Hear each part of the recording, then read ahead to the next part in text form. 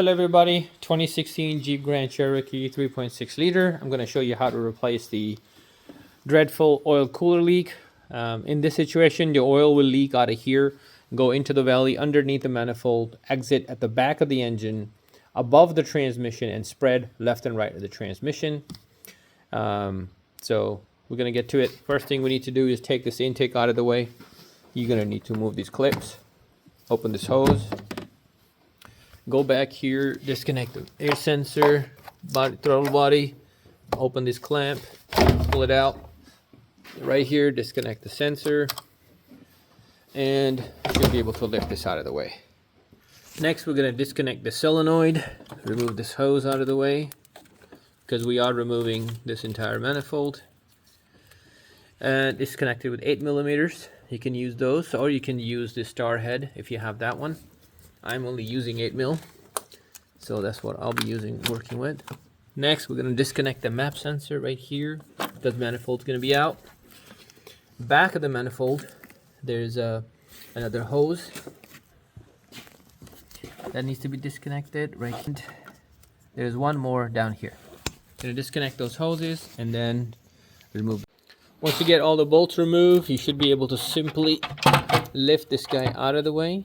And these bolts, they get stuck, so all you do is lift them up and then twist them counterclockwise. They lock in place. At least the one you can see, do that. And I'll show you what I'm talking about. Alright, so back of it, these are the two hoses you got to remove. One right here and one right here. That's it.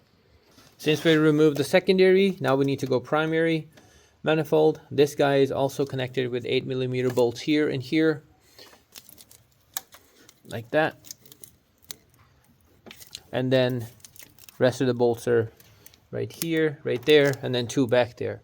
And you will have to make sure you disconnect the fuel line. Put a towel under there to soak up the fuel. You don't want to drip underneath. And you'll be able to remove the... Once you get all these bolts out, just lift this thing up out of the way. And it's better if you put some towels, because we're going to be working here and you don't want to drop anything in the manifolds. You have to open these 5 bolts, 1, 2, 3, 4, 5 bolts, and then you will see there's a plug for the sensors and the engine coolant line going in here.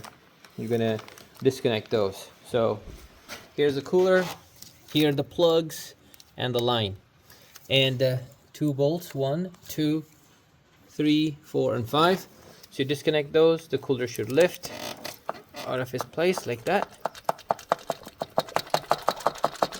Perfect. You can see, yeah, it was a mess anyway. So now I'm going to disconnect the sensors and the hose and take it out. Once you get the oil cooler out, you can see the oil underneath here.